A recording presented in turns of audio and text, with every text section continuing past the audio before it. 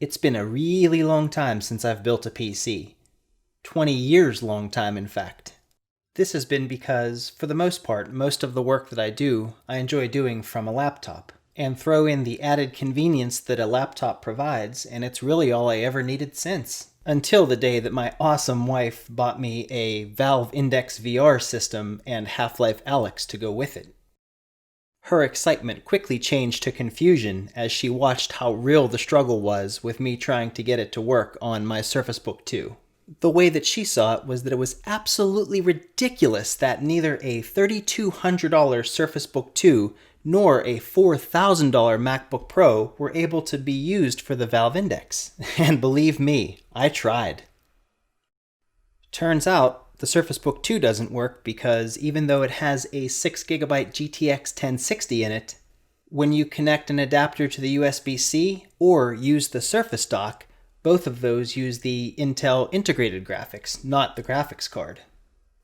And the MacBook Pro doesn't work because Apple.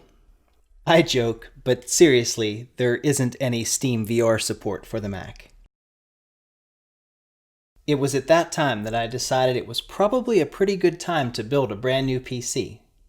But not only one that could handle VR and gaming, but one that I could use for video editing and rendering as well. I did a ton of research and went on PCPartPicker.com to start building my ultimate machine. I made my wish list and figured that I would order a part here and there, and then eventually I would have them all and be able to build my PC. But I didn't have to wait anywhere near as long as I thought. Since my birthday and Father's Day are so close together and my wife and son are super awesome, they decided to surprise me with all of the components as an early birthday/Father's Day present. Since it's been so long for me building a computer, and since he's never built one, I thought that this would be a great opportunity for him not only to learn how to build one, but for us to record it so anyone else who was interested could watch and follow along. So here we go.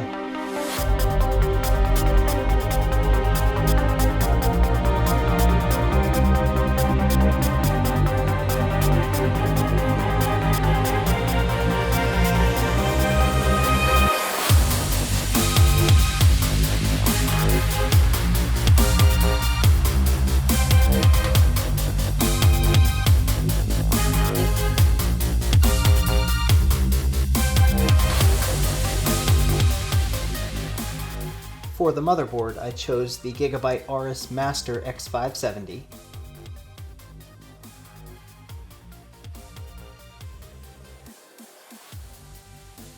For storage, I landed on the Samsung 970 EVO Plus M.2 1TB drive. For a processor, I chose the 16-core 32-thread Ryzen 3950X.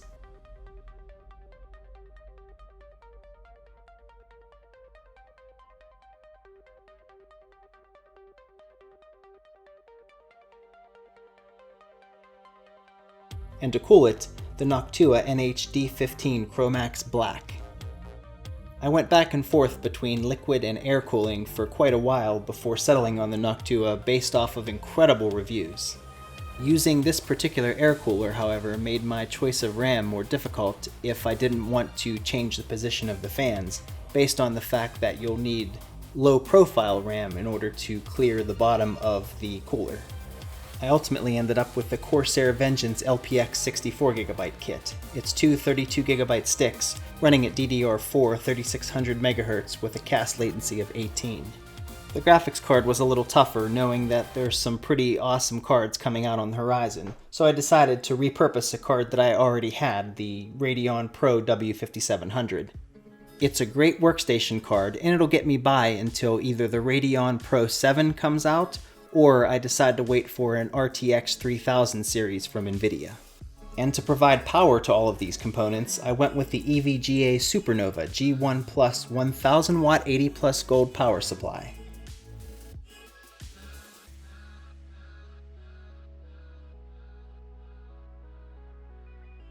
Starting with the case, I chose the Phanteks Eclipse P600S. The case itself got a ton of great reviews. It's got 3 premium 140mm fans already installed, and better yet, They're already pre-connected to a universal fan hub to reduce the amount of wiring that you need to the motherboard. It has pre-installed standoffs for ATX and eATX motherboards, and the plastic cable covers for cable management slide left to right, making it pretty easy to run your cables through and make everything look neat. It also has a pretty convenient way to install your power supply by removing a bracket and installing that to the back of the power supply first, then simply sliding it in and tightening the thumb screws.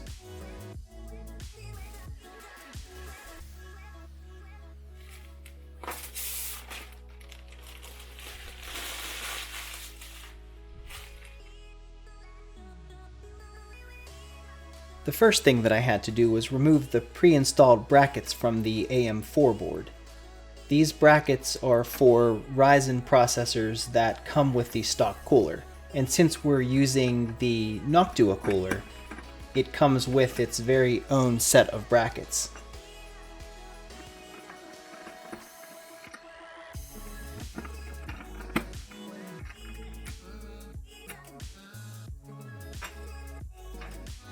The next step is to install the CPU. Make sure that you don't throw away the little plastic container that it comes in case you need to RMA it.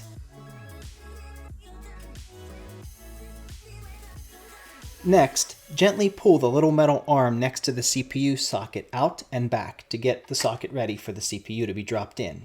In order to line the processor up properly, there's a little triangle in the bottom left-hand corner if the Ryzen is right side up facing you, or if you're on the pin side, you'll see that one of the corners has a little triangle printed on it. You'll line this triangle up with the triangle on your motherboard. The processor should drop right in effortlessly, and if you give it a gentle wiggle, it shouldn't move. Then pull the little metal arm down and lock it into place. Next, I'm going to pull the clips back on our RAM slots in order to get ready to install our RAM. This board has 4 slots, although I'm only going to be using 2 of them. Some motherboards will have the recommended positioning of the RAM printed on them, otherwise you can look at the manual. In most cases it will be the 2nd and 4th slot, or A2 and B2. With your clips out, simply line up the notch on the RAM with the little bar that is in the RAM slot and press down until you hear it click. You'll know that you're putting it in the wrong way if the notch on the RAM doesn't line up exactly with the little bar in the slot.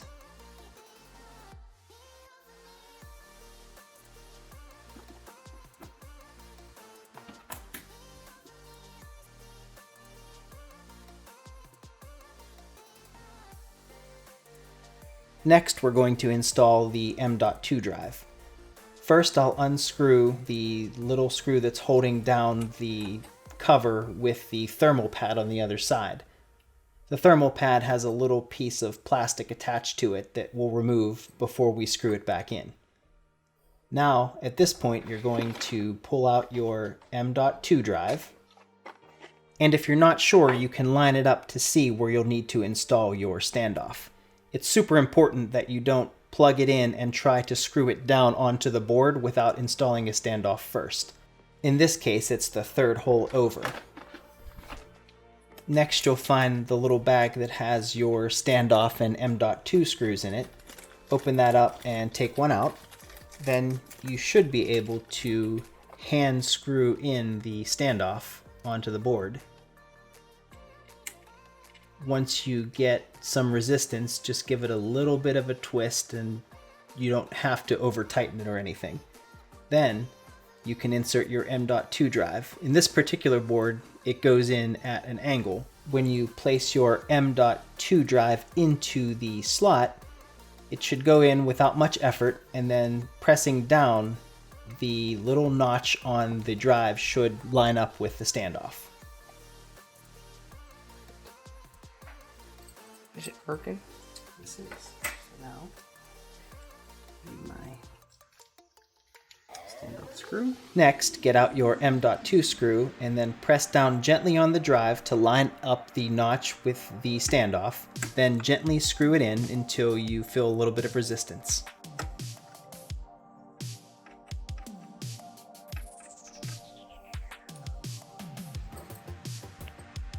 Now you can take the cover and remove the little plastic over the thermal pad and place it back onto the board and re-screw it down.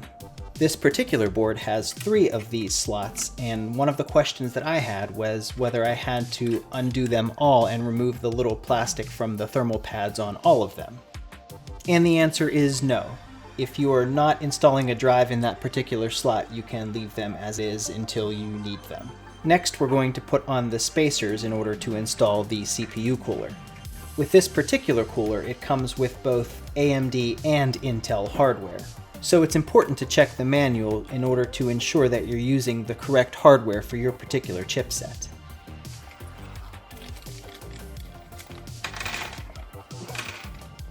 Next, we're going to place down the mounting bars on top of the spacers.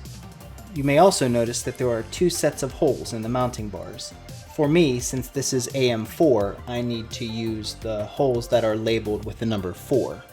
But again, this is one of those scenarios that it is helpful to make sure that you're looking at the manual because it is very clear on which set of holes you'll need for your particular installation.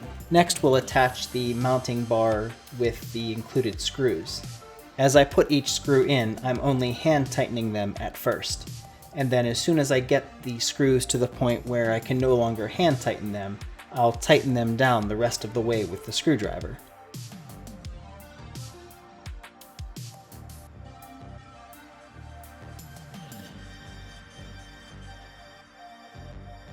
This is another one of those scenarios where you want to make sure that you're not over-tightening. So what I'm doing is just getting them to the point where there is just a little bit of resistance, and I'll work my way around from screw to screw until they all are in and have just a wee little bit of resistance. Then I'll go back around and just give it one final turn to the point where it feels tight.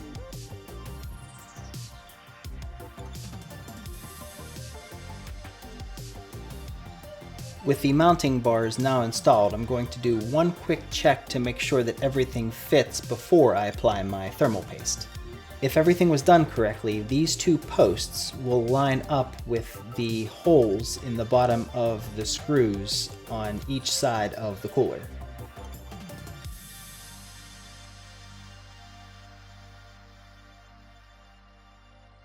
And it looks like it's lining up correctly. So that means we're ready for the most controversial part of any PC build, and that is thermal paste application. I'm going to go with the pea-sized dot in the middle of the IHS, and I could have probably done without that last squeeze. Might be a little too much, but that doesn't look bad.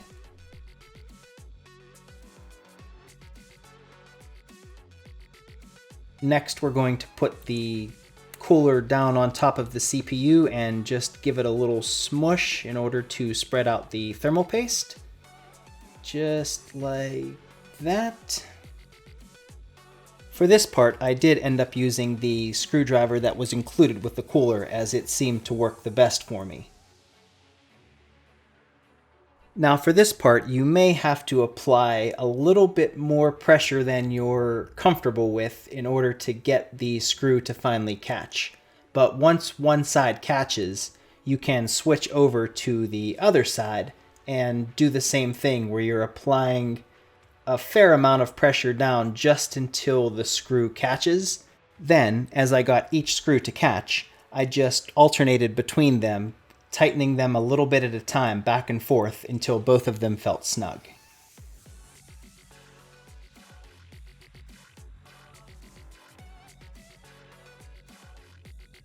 The next step is to install the fans.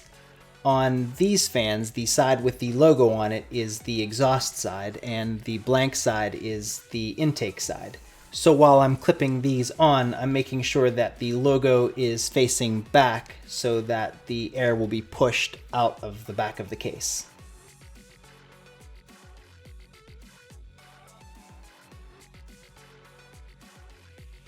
Fortunately for me, the first fan already had the clips attached, so all I had to do was look at that one to make it easy for myself to attach the clips to the second fan. If you accidentally removed the clips from your first fan, or if they weren't installed in the first place, I'll get a close-up view of this one so that you can see how they attach.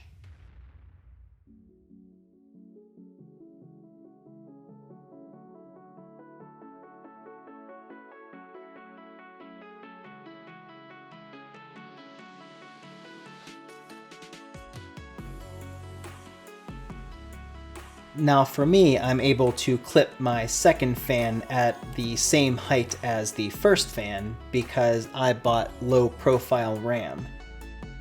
If your RAM is too tall, you may have to clip the second fan a little higher so that you have the proper clearance. And as you can see here, even with low profile RAM, that is really close. It fits, but it's real close. With this model of cooler, it comes with an adapter that you can plug both fans into and only use up one header on the motherboard.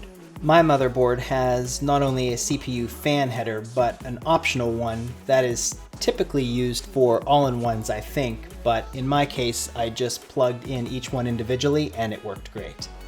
Opening the back of the case, the cables that are already there are pretty well managed with the included Velcro straps that are already pre-installed in the case.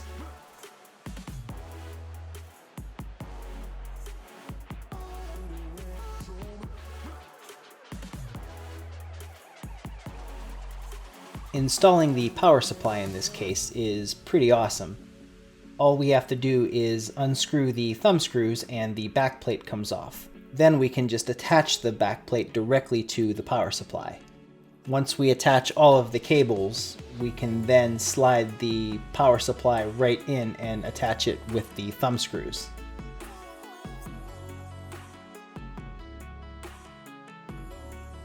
But before we put the power supply in, we're going to install the motherboard and attach it to the case. This case came with the standoffs already pre-installed. If your case does not, you'll want to make sure that you put the standoffs in to match the holes on your motherboard so that your motherboard isn't directly in contact with the case. This is the part where you would lay the case down on its side and put the motherboard in, but with this particular case, the standoffs have a little sleeve attached to them which will hold the motherboard in place and allow it to be installed vertically. No matter how you install your motherboard though, just make sure that you're careful not to slide the board around on the standoffs and potentially scratch and damage the back. There are 9 screws that will go in to attach the motherboard to the standoffs. And just like with all of the other screws, you want to make sure that you've got them in tight but not over tighten them as to cause potential damage to your board.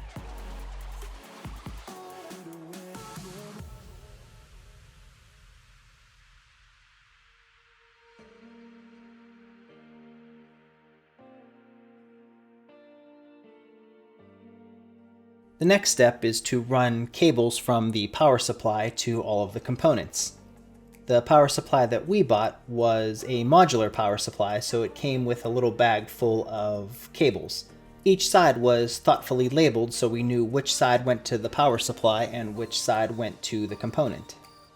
This is the part that can vary for you based on what components that you have installed into your case, but for us, we needed a connection to the motherboard, 2 CPU cables, and 2 cables for the graphics card.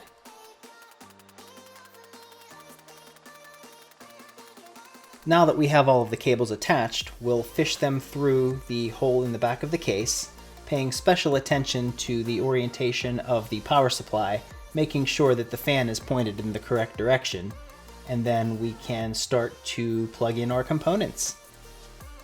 While pulling the rest of the cables through, and for this case, simply pushing the power supply in and using the thumb screws to attach it to the back.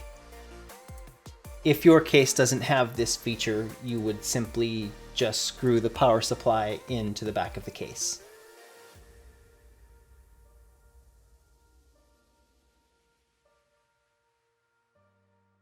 At this point, we had taken out our case manual and our motherboard manual just to make sure that we had all of the right cables and where we were going to plug them into on the board. Although cases, motherboards, and power supplies can be different, you'll have some consistencies across the board, which are things like making sure that your front I/O is plugged into the motherboard, specifically your power button LED light if you have one, and USB. You'll also likely have a handful of case fans to plug in as well. Next is the graphics card. My son, who was also my awesome cameraman, was the one who installed the graphics card, and I stupidly didn't record. There will be little plastic clips that are just like the ones that were used to install the RAM. For graphics card placement, you'll want to pick the top slot, as that is the one that has the most bandwidth. Next, before you install the graphics card, you'll want to measure it against the back covers to see how many need to be removed in order to fit the graphics card I/O through. Then you'll remove the necessary covers and then screw the graphics card into the back of the case.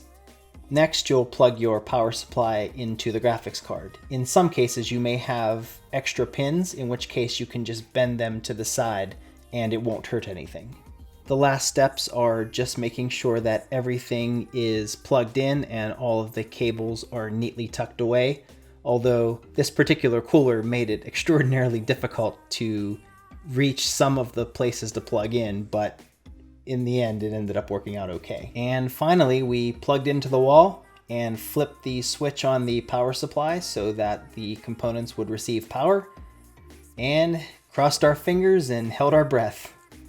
My son did the honors of powering on for the first time while I mashed the delete key, and believe it or not, our very first time, it posted. Hot.